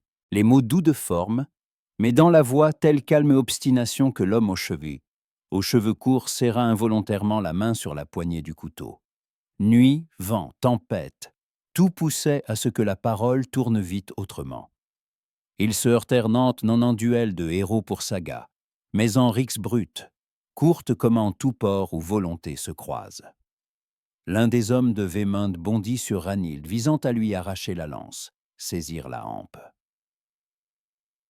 Elle recula demi-pas, tourna net l'arme, frappa non de pointe mais de manche au genou. Bout sous pied joua pour elle, l'homme glissa, s'affaissa, jurant tomba sur le flanc. Le second fonça pareil sur Asger. Autre jour, bras droit entier, il eût pris de front, mais maintenant ne pouvait compter que ruse. Quand adversaire approcha, Asger se baissa, saisit poignée sable et argile mouillée, la lança forte au visage. Sable entrailleux, haut coulacile, forçant à cligner et agiter bras à l'aveugle. Asger usa l'instant, avança, frappa Pommeau couteau aux côtes. Non mortel, non cassant os, mais assez fort pour couper souffle. L'autre se plia, jura, perdit équilibre. Se retrouva genoux d'embout près du sien. Ranil se tenait haletante, lance pointée bas non à leur gorge. Elle ne voulait pas sans superflu ou montrer suffisait qu'ils ne sont pas à retourner d'un mot. Vent hurlait, lui arrachant capuche, cheveux mouillés collant joue. Asguerre prêt, un peu ployé, souffle court aussi, mais yeux luisants, étrange, presque joyeux feu. Ils se regardèrent, et soudain grognèrent ensemble, puis rirent court, nerveux, sincères. Voilà ta grande saga, souffla Asguerre. Deux héros, un à lance, l'autre à poignée bout. L'essentiel, c'est qu'on tienne, répondit Ranil. Sable parfois vaut mieux qu'acier. Laissant les deux d'embout, ils allèrent à porte-hangar. Verrou vieux mais solide, pas ouvert souvent mais huilé. Ragnil écouta. Dedans silence. Papa. Pas frôlement. Seulement mère grondant seuil comme voulant écouter. Asguerre se pencha, regarda Verrou plus près. Fermez pas si loin, dit-il. Voix trace au fer, et clé maniée par main pressée. Ranil hocha tête. Elle sortit qu'au souleva loquet, testa solidité. Forcé net, il n'aurait pas eu temps, mais pas besoin. Elle frappa Pommeau là où bois cédait plus. Planche et craquerne, Verrou gémit. Après coup, il sauta, pendu à morceaux bois. Porte céda, s'ouvrit dedans. Vers eux, odeur, humidité, vieux bois. Sel mer qui s'infiltrait, et lourd épicé, sel en quantité. À lumière faible, torche qu'alluma vite Ragnhild tressant du vent petit feu, hangar non si vide. Le long mur barrique deux rangs, certaines noircies tant, autres traces d'ouates fraîches, comme touchées cues récemment. Sur une marque claire clan étranger, signe dont parla Asger Othing, cercles autour barriques solides, non rouillées. Non vieux stock oublié Dieu, mais cargaison neuve. Plus loin, coin sac fer. Marqué signe Jarlbjorn, simple droit, impossible confondre. Ragnhild passa main sur un, sentant sous doigt poids serré lourd. Ces sacs devaient être forges, attendre main forgeron taillant couteau, épée, maillon côte. Au lieu gisait, la ombre, sous verrou marchand. Asguerre approcha barrique, doigt sur marque-bois. Regard sérieux, tendu. Les voilà, dit doucement. Marques étrangères notre fjord. Hier, ombre parlait. Aujourd'hui, ombre prend forme. Et j'y notre rive, ajouta Ragnhild. Sous verrou Vemund. Torche jetait lumière tremblante leur visage. Quelque part dehors, mer frappa fort pierre, soulignant. Vent repartit rafale, porte grinça rappelant temps ici non infini. Asgeir chancela soudain léger. Maintenant torche trembla. Douleur rappela, fatigue, froid mouillé, tension firent effet. Il jura bas, sans regarder Ranilde, tenta reprendre torche mieux. Mais doigts lâchèrent. Elle fut là, vint près, prit torche main gauche, droite saisie nette poignée brassin, tenant seconde. Assieds-toi, dit-elle, ici tout clair. Pas besoin tu tombes né dans celle autrui. Il sourit, mais s'assit boîte vide proche. Torche main, elle éclairait visage, peau lasse, mes yeux même résolution. Je pensais pas tu viendrais si loin avec moi, dit-il bas. Beaucoup suffirait mots que Vemund ruse pour se cacher porte-maison. Moi me suffit vu ces barriques, répondit-elle. Mot, c'est commerce Vemund. Fer et sel, c'est froid jarle. Elle s'attarda regard sur visage plus que simple parole. Yeux reflétaient feu, barrique, sac, coin sombre, humide, hangar. Et lui. Homme pour qui elle se tenait milieu nuit orageuse, loin foyer chaud. Et étrangement pour elle-même, nulle part ailleurs ne voulait être. Tu disais attaché, rappela doucement presque hasard. Depuis ma lance t'a touché. Déjà forêt, oui, hocha-t-il. Alors pensais simple jeu mot. Maintenant comprends attaché non seul lance, mais tout ça. Village, vent, entêtement vôtre. Il sourit là mais honnête. Sans rien trouver ici, sans doute parti, avoua-t-il. Mais maintenant veut voir Vémond s'expliquer devant Jarl, et toi lui face. Ragnhild renifla, mais chaleur poitrine, ces mots se répandit plus large. Pour ça d'abord sortir vivant, dit-elle. Avec preuve, non seule belle phrase, Viers. Elle revit hangar, mémorisant place barrique, sac, marque, tout à répéter témoin. Puis, tourna porte. Quand sortir, vent frappa plus fort. Semblait tempête prit force entre-temps. Pluie plus grosse, gouttes lourdes tambourinaient un capuche manteau. Mer rugissait en paroles, quasi criait pour s'entendre. Les deux hommes de Vémond étaient encore là où on les avait laissés. L'un assis, dos contre pierre, l'autre debout, main sur flanc. Ils paraissaient moins vaincus qu'offensés, que quelqu'un n'ait osé passer leur garde. Mais maintenant, ils ne se hâtaient de pas seconde charge. Vent et tempête faisaient effet. Tout homme à limite coupe pris une nuit. Ragnhild et Asger montèrent notre pente en silence. Pierre mouillée, boue, vent, tout semblait moins lourd maintenant. Ils portaient ce non sac ni barrique, mais savoir plus pesant que charge. Dans poitrine, les deux montaient sentiment, comme après longue chasse quand enfin trace mène sûre à bête. Asger trébucha léger encore. Mais tint seul, cette fois. Ragnhild tendit quand même main instinctive à ceinture, prête soutenir. Mouvement plus accordé qu'alors premier chemin forêt mouillée. Comme gens tombés, levés maintes fois ensemble. Vent frappait comme vague, mais avançait. Derrière vieux hangars, marques étrangères, gare de nuit, cris courageuses. Devant demeure Jarl, lumière foyer chaude. Regard lourd Bjorn, sourire fin comme l'âme Vémond. Et encore. Décision qui ou laverait non Asger confirmerait droit Ragnhild, ou ferait de ceux allés trop loin. Nuit bourdonnait fjord comme grand corps vide, où vent souffle même. Mais pour deux grimpants pentes, ce bourdon non seul menace, mais aussi chant, que parfois deux gens entêtés marchant vers tempête trouvent sans que son cœur ce pourquoi. Valait sortir maison chaude. Matin après nuit orageuse fut lourd clair. Ciel fjord plus clair, non plus joyeux. Lumière grise tombait eau droite comme métal froid, table forgeron. Vague roulait encore rive, mais grondement non furie, plutôt grognement lasse. Mère disait, maintenant votre tour. Village s'éveillait bruyant habituel. Gunn savait déjà, nuit quelqu'un vit feu vieux hangar, à aube mené de la jument attelée charrette chargée barrique sac. Quand charrette claqua cour inégal, tout qui put sortit maison.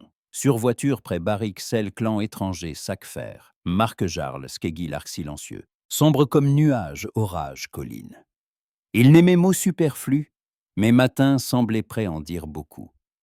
Ragnhild marchait près, main bord charrette comme doute en roue. Vent humide secouait cheveux manteaux, mais pas hésitant. Asger autre côté. Bras droit toujours bandé, mais veillait non montrer douleur. Visage reflété fatigue nuit, mais yeux clairs. Marchait comme homme portant longtemps charge invisible sur point, posé devant qui doit voir. Demeure. Bjorn Pierre Longue dominait autre maison comme saillie rocher, ligne brisant. Toit tourbe plus haut, arête plus riche sculptée, bêtes entrelacées. Oiseaux. Vieux dieu nouveau signe ramené terre lointaine par qui, vu monastères étrangers, croient. Devant grand maison, gens s'amassaient déjà. Hommes libres, femmes osant dire à vie, vieux se rappelant autre temps. Même esclaves, peu loin feignant d'occuper, mes oreilles tendues chaque mot. Dedans, longue maison pleine. Foyer centre brûlait, chassant froid nuit, fumée, allait ouverture toile et sans poutre traces noires hiver passés. Murs boucliers épais, lances strophées raides, croque-bêtes marines, bijoux étrangers, même croix-bois noircis cloués poutres près plafond. Souvenir un Jean Bjorn rapporté ouest. Couraient diverses rumeurs pourquoi Jarl signe dieu étranger, mais lui confirmait aucune supposition. Bjorn assis place loin, fond maison, haut siège sculpté. Dos droit, visage pierre. Mais yeux gris matin fjord luisants attention. Non-chef force seule voix forte. Regard plus que mots prononcés. Quand Skaggy Ragnhild Asger entrèrent, paroles baissèrent peu. Certains tournèrent tête. Quelqu'un grogna. Devant vieux, charrette s'arrêta entrée même. Bariksac visibles tous. Tu amènes ce non-gibier non-filet Skeggi, parla premier Bjorn. Quelle marchandise roule Jarl court comme foire. Skeggi sans grand salut, mais respect dû au chat-tête.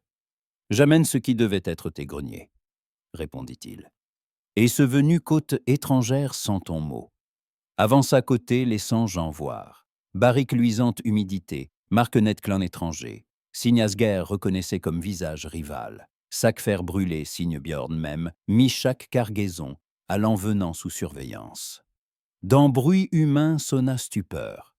Quelqu'un murmura voisin, quelqu'un siffla. Ferjarl devait forge, barrique selle réserve commune. Non-vieux hangar cric sous verrou marchand. Bjorn leva lentement. N'aimait pas lever vin, mais geste nécessaire maintenant. Qui a porté ça ici demanda-t-il. Ragnhild avança pas. Cœur battait vite, voix égale. Déjà là, dit-elle, vieux hangar cric. Asger moi trouvé nuit. Verrou frais. Pré-porte homme Vémond. Anon marchand air remua. Têtes tournèrent là où il. Vémund non caché. Préfoyer manteau chaud, visage calme habituel. Mais, yeux rétrécis peu. Surnom trompé obscur renarde, dit-il doux. Nuit pierre semble loup. Obscur mieux silhouette que jour, répondit Ranhild. Jour mieux marque. Fer tient, sel tient, ou explique barrique étrangère sac Jarl sous ton verrou. Tous regardent, flèche vers Vémond. Soupira beau comme homme patient expliquant évident lui-même. Je marchand, dit-il. Passette mince beaucoup. Parfois stock ou commode non ou habitué voir. Vieux hangar vide, usé. Barrique gage vieux dette, sac fer temporairement de forge. Crime là-dedans. Crime, intervint Asger. Barrique marqué ceux naviguant côte sans marque commerce, sans accord Jarl. Tu sais d'où signe. Moi sais. Parlez bas, voix fermeté marin vu côtes étrangères, accords rusés. Debout non blessé étranger, homme ayant dire maison Jarl. Étrangers viennent divers, objecta Vémund. Non, moi achète eux, qui? Toi Asger ou toi-même Ragnhild. Je fais utile village. Celle jamais trop, faire un nom. Mauvais temps, mais bien évite un fin Jean. Mot lisse, pierre polie. Beaucoup villages achetés en sel tissu bijoux fête. Visage voix familier. Asger encore étranger, quoique honnête vu certains. Mais près Vémin non seul mémoire bien. Mais peau pommade, Hilda brûlé feu. Pas nuit hangar.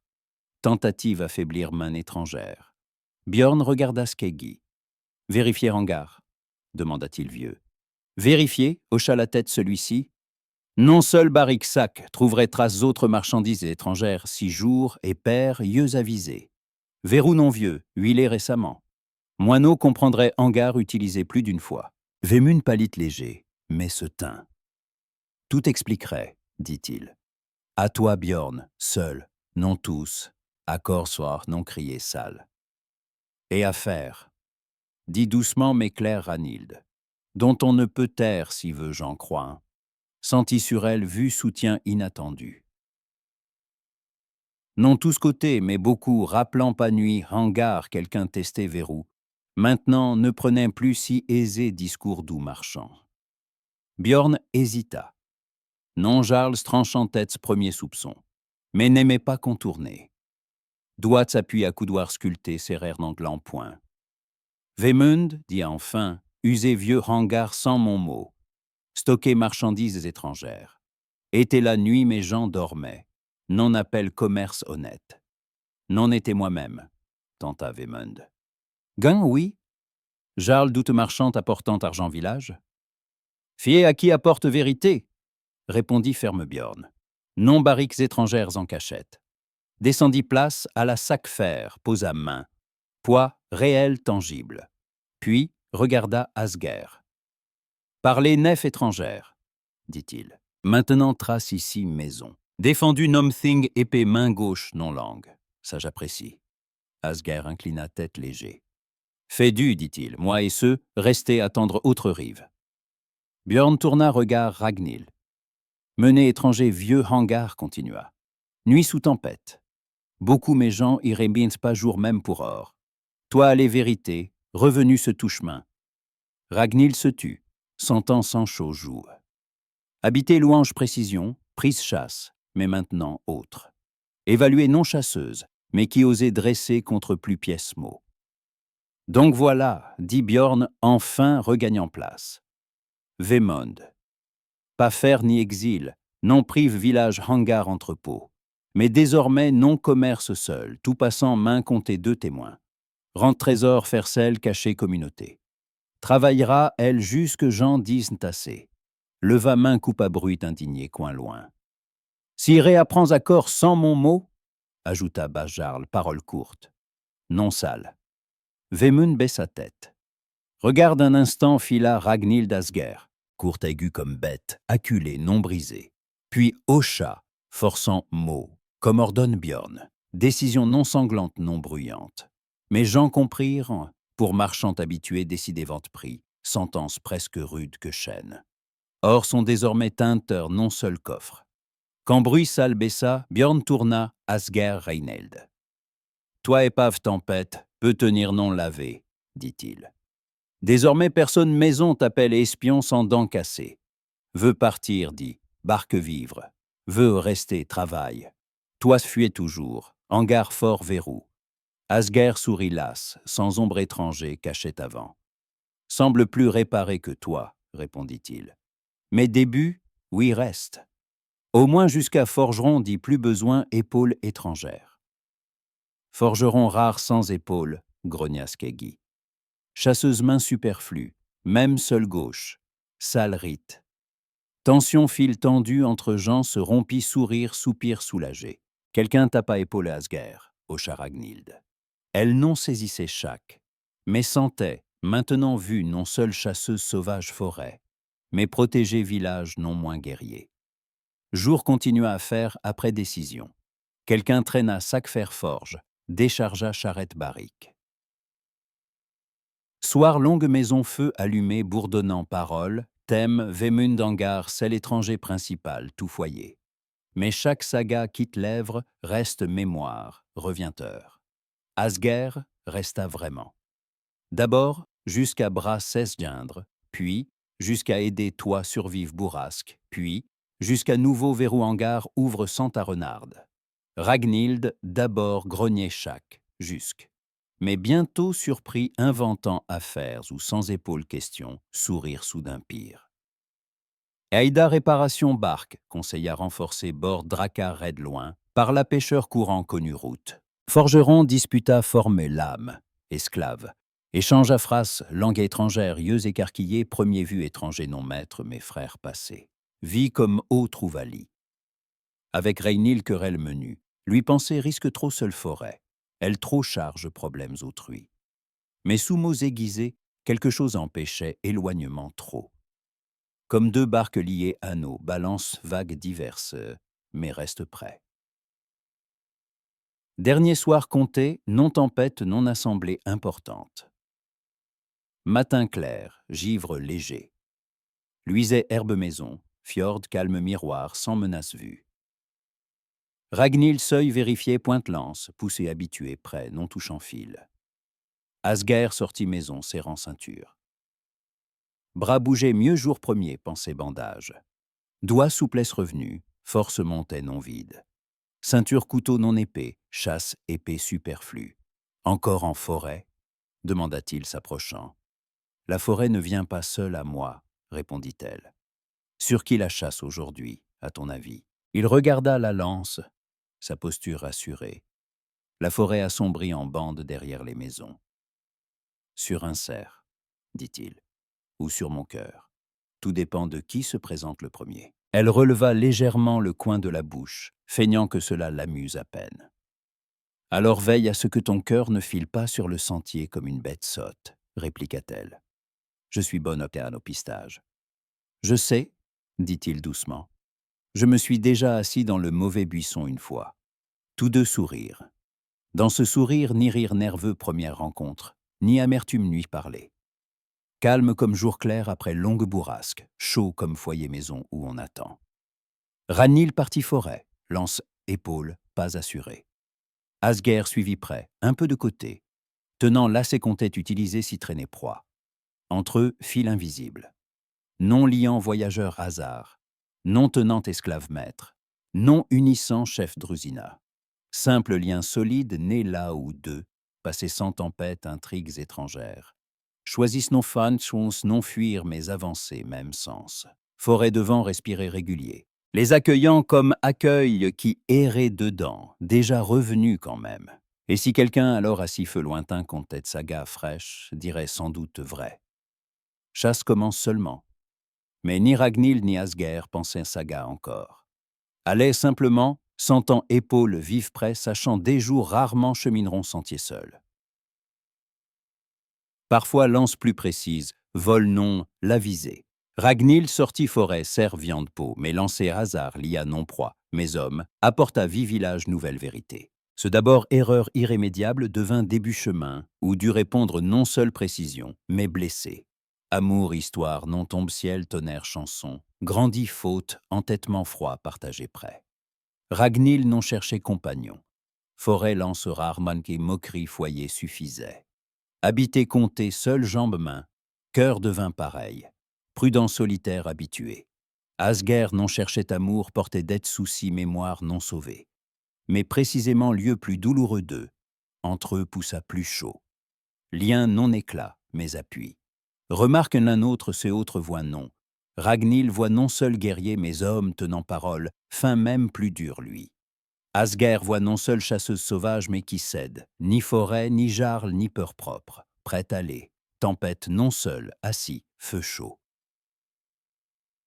Graduellement solitude, chacun cesse armure habituelle, devient peau passée, grandissent doucement. Force inspirante, amour non les affaiblit, au contraire près deviennent audacieux. Combat, vérité, aveu. Ragnhild permet non seule forte mais chaude. Asger non seul résistant, mais vivant, droit, fatigue, attachement. Union née, hasard, choix subséquent.